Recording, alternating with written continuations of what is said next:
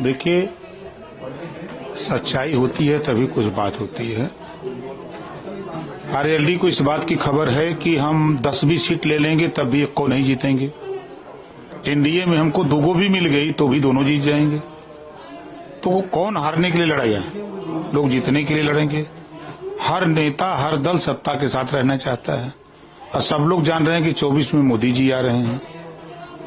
तो जब मोदी जी आ रहे हैं तो फिर विपक्ष में क्या करेंगे? बैठ के खाली चिल्लाएंगे।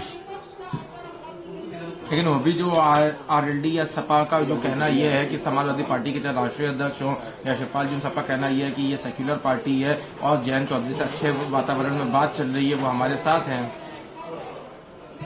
तो जब भारतीय जनता पार्टी के साथ तो 3 साल शिवपाल जी भी थे, सदन के अंदर उन्हीं की पार्टी के नेता ने मुहर भी लगाई कि 3 साल तो भाजपा के साथ थे।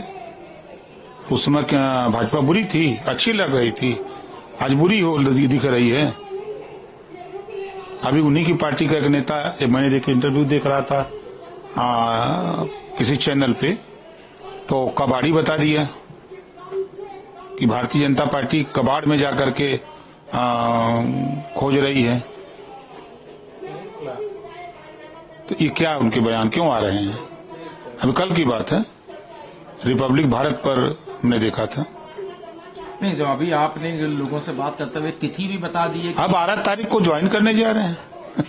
ये कहते हैं अभी तो वहाँ सदन में साथ बैठे हुए हैं, विरोध भी कर रहे हैं और 2 दिन बाद आप कह रहे हैं कि वो एनडीए में शामिल। भाई जब तक, अच्छा ये बताइए, जब तक घोषणा न हो जाए तब तक तो विरोध न बतिया होगा वहाँ। लेकिन ये घोषणा की बात आप इतनी पुख्तगी से कह रहे हैं, लेकिन बीजेपी का इस पे कोई क्लियर स्टैंड नजर नहीं आ रहा है। मत करे बीजेपी, उससे बीजेपी से क्या मतलब? 12 तारीख की तिथि कैसे? संभावना है कि 12 को ज्वाइन कर लेंगे। तारीख का जो खेल रहा है वो काफी उत्तर प्रदेश में इस बीच गरमाया रहा है। कई अलग चीजों की डेट मिली लेकिन वो फिर नहीं हो पाया। नहीं, ये डेट मिलेगी, हो जाएगा, समय नहीं है ना।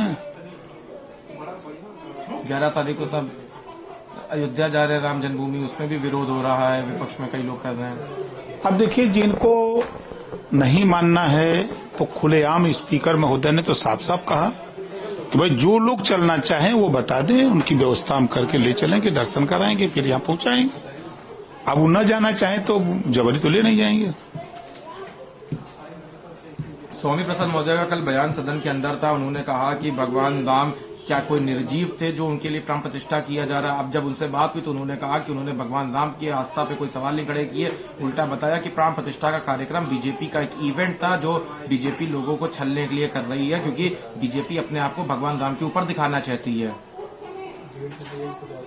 उनका बयान और समाजवादी पार्टी का सदन में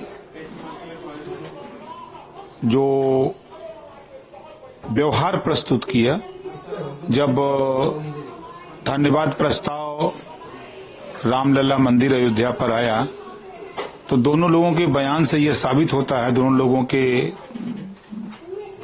ऐसा प्रतीत होता है कि अखिलेश यादव जी के इशारे पर स्वामी प्रसाद मौर्य जी बोल रहे हैं। स्वामी प्रसाद मौर्य ने कहा कि उनको भी भगवान राम में आस्था, वो तो बीजेपी के ऊपर कह रहे हैं कि जो अपने आप को भगवान राम के ऊपर बता रही है और ये प्राण प्रतिष्ठा का कार्यक्रम करेंगे, भगवान तो खुद प्राण डालते हैं, उनके ऊपर प्राण प्रतिष्ठा कैसे कर सकते हैं? तो ये 5 साल भाजपा में थे तब इनको याद नहीं है? तब तो मलाई खा रहे थे, मंत्री बनकर के 5 साल मलाई खा रहे थे, तब बहुत भाषण मार रहे थे बीजेपी के पक्ष में। तो सपा के जो विधायकों ने विरोध किया उनको उन्होंने बता दिया बीजेपी का एजेंट। अब देखिए, सपा में 2 गोल हो गई है। एक गोल भाजपा के साथ आने की बात कर रही है, सही बात उनका कहना है।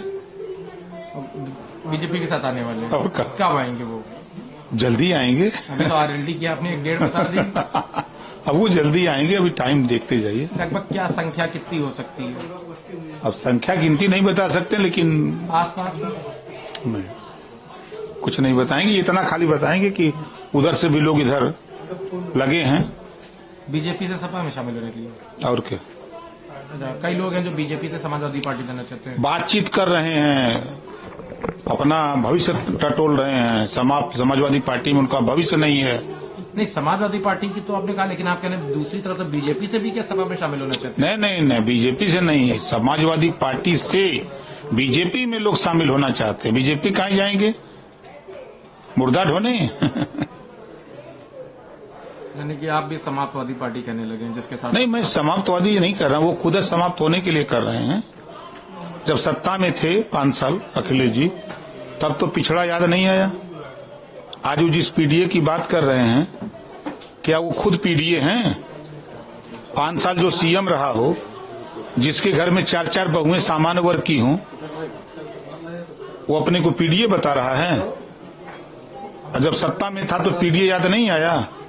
वो आपने कल सदन में उनका पीडीए का भी कुछ बताया था एक। बिल्कुल बताया था। सदन में हमने 2 पीडीए का अर्थ बनाया है। एक तो पी से परिवार, डी से डेवलपमेंट, ए से अथॉरिटी, परिवार डेवलपमेंट अथॉरिटी है। दूसरा उनका हमने एक कागज पे लिखा है कि पी से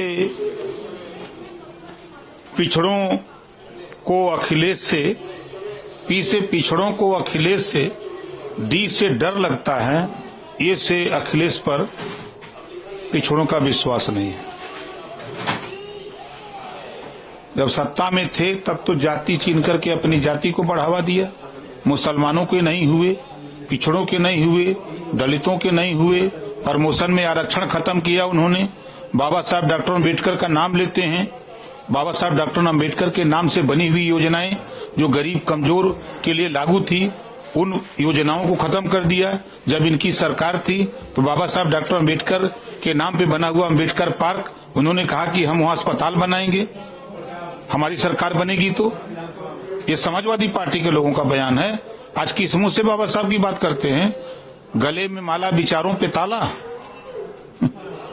12 तारीख आपने तय कर दी है। हाँ, 12 को हो जाएगा।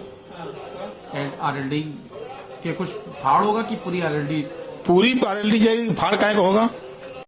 सभी विधायक एकदम हम तो मिल रहे हैं। वो विधायक बोल तो रहे नहीं है। क्यों, आपसे क्यों बोलेंगे? कह रहे हैं कि साहब जो आपने 3 महीना पहले कहा वही हो गया।